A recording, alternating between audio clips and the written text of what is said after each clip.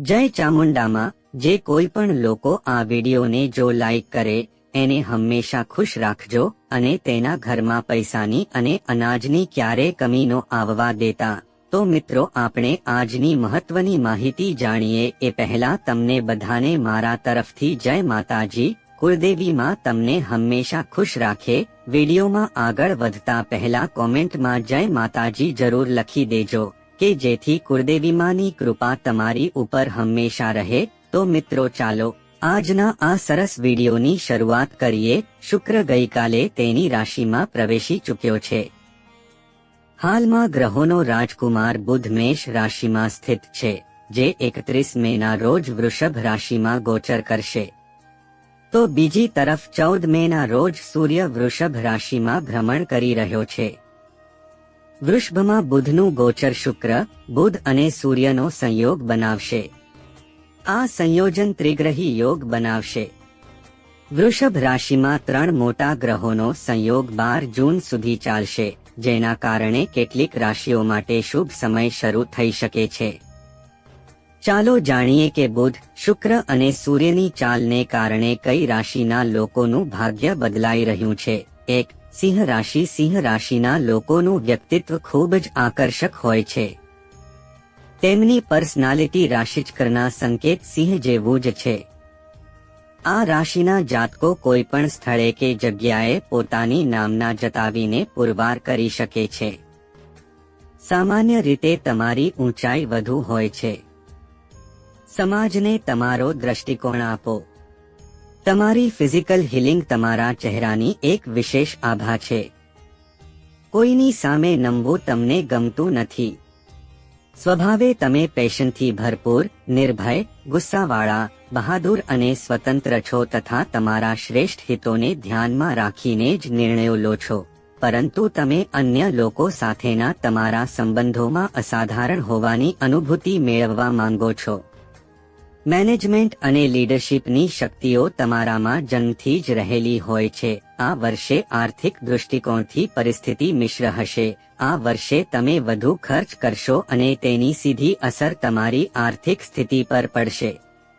આ વર્ષે તમારે કમાણી વધારવા પર વધુ ધ્યાન આપવું પડશે, નહીંતર તમારે પાછળથી સમસ્યાઓનો સામનો કરવો પડી શકે છે। જૂનથી ઓક્ટોબર સુધી તમારી પાસે પૈસાનો સારો સ્ત્રોત રહેશે અને તમે સારા પૈસા એકત્ર કરવામાં સફળ પણ થશો। એપ્રિલ પછીનો સમયગાળો અત્યંત શુભ રહેવાનો છે અને સૂચવે છે કે આ સમયગાળા દરમિયાન તમે એક પ્રોફેશનલ તરીકે અથવા મિત્રો, પ્રોફેશનલ અથવા વ્યાવસાયિક સહયોગીઓ દ્વારા સંપત્તિની વહેંચણીમાં પણ સફળ થશો। સિંહ રાશિના લોકો માટે શુક્ર, બુધ અને સૂર્યનું આ ગોચર તમારા માટે અદ્ભુત રહેશે। ગ્રહોના શુભ પ્રભાવને કારણે દરેક કાર્યમાં સફળતા મળશે। વૃષભ રાશિમાં ત્રિગ્રહી યોગ બનવાને કારણે તમારી આર્થિક સ્થિતિમાં પહેલા કરતા ઘણો સુધારો થશે। અટકેલા પૈસા પણ પાછા મળી શકે છે। પ્રેમ અને લગ્ન। ગણેશજીના સંકેત છે કે આ વર્ષે સિંહ રાશિના લોકોના પરિવારમાં સુમેળ રહેશે, પરંતુ ક્યારેક તેમને પારિવારિક સમસ્યાઓનો સામનો પણ કરવો પડી શકે છે। આ વર્ષે સિંહ રાશિના લોકોએ પોતાના માતાપિતાના સ્વાસ્થ્યનું સંપૂર્ણ ધ્યાન રાખવું પડશે। સિંહ રાશિના લોકોને લવ પાર્ટનર તરફથી ખુશી મળી શકે છે। પ્રથમ 4 મહિનામાં કોઈ તમારા જીવનમાં પ્રવેશ કરશે। આ સિવાય લગ્નના વચનને કારણે સિંહ રાશિના લોકો માટે આ વર્ષ ઘણું સારું રહેવાનું છે। 2. મિથુન રાશિ। શુક્રની વૃષભમાં 3 ગ્રહોની હાજરીને કારણે મિથુન રાશિના લોકોને ઘણો ફાયદો થશે। કર્મ ગૃહમાં ત્રિગ્રહી યોગ બનવાને કારણે વ્યાપારીઓને લાભદાયક સોદા થઈ શકે છે। આ સમયગાળા દરમિયાન વ્યવસાયની સ્થિતિ પણ સારી રહેવાની છે। પૈસા આવશે। નવી નોકરી શોધનારાઓને સારા સમાચાર મળી શકે છે। વિવાહિત જીવન ખૂબ જ શુભ રહેશે। પ્રેમ સંબંધોમાં તમે ખૂબ જ પ્રમાણિક રહેશો। વર્ષની શરૂઆતમાં તમે તમારા પ્રેમીને પ્રપોઝ કરી શકો છો। 7મા ભાવમાં ગુરુની દૃષ્ટિ લગ્ન માટે ખૂબ જ સારી રહેશે। તમે તમારા જીવનસાથીને ઘણો સમય આપશો। માર્ચ અને ઓક્ટોબર મહિનામાં તમારા જીવનસાથી સાથે ક્યારેક ગંભીર ઝઘડા થઈ શકે છે. તમારે હિંસા અને કઠોર શબ્દોથી દૂર રહેવું જોઈએ. ગુરુ વૃષભમાં જાય પછી તમે તમારા જીવનસાથી સાથે બહાર જઈ શકો છો. તેનાથી તમારા સંબંધોમાં તાજગી આવશે. જ્યારે શનિ વક્રી થશે ત્યારે સાસરિયાઓને ઘણી સમસ્યાઓનો સામનો કરવો પડશે. કારકિર્દીની દૃષ્ટિએ તમે ખૂબ જ ભાગ્યશાળી રહેશો. ગુરુના આશીર્વાદથી તમને શિક્ષણમાં મોટી સફળતા મળી શકે છે. વર્ષની શરૂઆતમાં તમને ઉચ્ચ શિક્ષણમાં ઉત્તમ સફળતા મળશે. નવો વ્યવસાય શરૂ કરવા માટે ભંડોળની વ્યવસ્થા કરવામાં આવશે. નાણાં સંબંધિત બાબતોમાં તમને સફળતા મળશે. વહીવટ અને પ્રબંધન સાથે જોડાયેલા લોકોને આ વર્ષે ઘણી ખ્યાતિ મળશે. વૃષભમાં ગુરુનું ગોચર વિદેશમાં નોકરીની તકો પ્રદાન કરશે.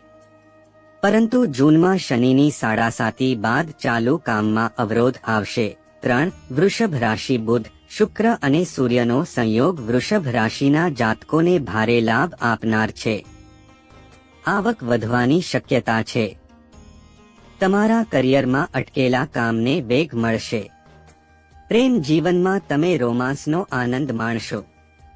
રોકાણ માટે પણ સમય સારો માનવામાં આવે છે. દેશ કે વિદેશમાં ક્યાંય પણ પરીક્ષા આપી રહ્યા છો તો તેમાં તમને સારી સફળતા મળવાની સંભાવના છે.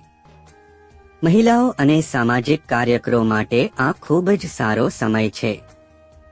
તમારી સામાજિક વિશ્વસનીયતા વધશે. યાત્રાઓ યથાવત રહેશે. આ યાત્રાઓ કાર્ય સંબંધિત હશે અને તે લાભદાયી પણ રહેશે. સંપર્કોનું વર્તુળ વિસ્તરશે અને પ્રતિષ્ઠિત વ્યક્તિઓ સાથે સારા સંબંધો બનશે. ઘરમાં કોઈ શુભ પ્રસંગ જેમ કે લગ્ન, સંતાનનો જન્મ વગેરે થવાની પ્રબળ સંભાવના છે. જો તમે લગ્ન માટે લાયક છો તો લગ્ન થઈ શકે છે. નોકરી અને વ્યવસાયના ક્ષેત્રમાં એકંદરે સ્થિતિ અનુકૂળ રહેશે. પરંતુ જો તમે વ્યવસાયમાં છો તો તે લોકો જેમના તરફથી તમને વારંવાર સમર્થનની જરૂર હોય છે તેઓ સમયાંતરે તેમનો હાથ ખેંચશે અને બિનજરૂરી દબાણ પણ કરશે. નોકરી અને ધંધામાં કેટલીક અણધારી સ્થિતિઓ ઊભી થશે જે તમારી શાંતિને ખલેલ પહોંચાડવા માટે પૂરતી સાબિત થશે. મૂડી રોકાણ સંબંધિત બાબતોમાં વિશેષ સાવધાની રાખવાની જરૂર છે. જોખમ લેવાથી નુકસાન થવાની સંભાવના છે. ખાસ લોકો સાથેના સંબંધોમાં પણ તમે અસ્વસ્થતા અનુભવશો. એકંદરે મે મહિનાથી ડિસેમ્બર સુધીનો સમય ઘણો સારો રહેશે. વર્તમાન નોકરી અને વ્યવસાયમાં સાનુકૂળ પરિસ્થિતિઓનું નિર્માણ થશે અને પ્રગતિની ઘણી સારી તકો મળશે. જે લોકો નવી નોકરી શોધી રહ્યા છે અથવા પોતાનો વ્યવસાય અથવા સ્ટાર્ટઅપ ખોલવા માંગે છે તેઓ આ સમયગાળા દરમિયાન મોટી સફળતા મેળવશે. આર્થિક ક્ષેત્રમાં તમે જે પણ પ્રયત્નો કરશો તેમાં સફળતા મળશે. તમને આવકના કેટલાક વધારાના સ્રોત પણ મળી શકે છે. આખા વર્ષ દરમિયાન વધુ પડતા કામના બોજ અને મહેનતને કારણે સ્વાસ્થ્ય પર અસર થશે. તમારા સ્વાસ્થ્યની સુરક્ષાને પ્રાથમિકતા પર રાખો. જો તમે ધ્યાન, યોગ અને ભક્તિ પર ધ્યાન કેન્દ્રિત કરશો તો તમને માનસિક શાંતિ મળશે અને સમસ્યાઓમાંથી પણ રાહત મળશે. મિત્રો, વિડિયો પસંદ આવ્યો હોય તો લાઇક, શેર અને સબસ્ક્રાઇબ જરૂર કરજો. જય માતા લક્ષ્મી.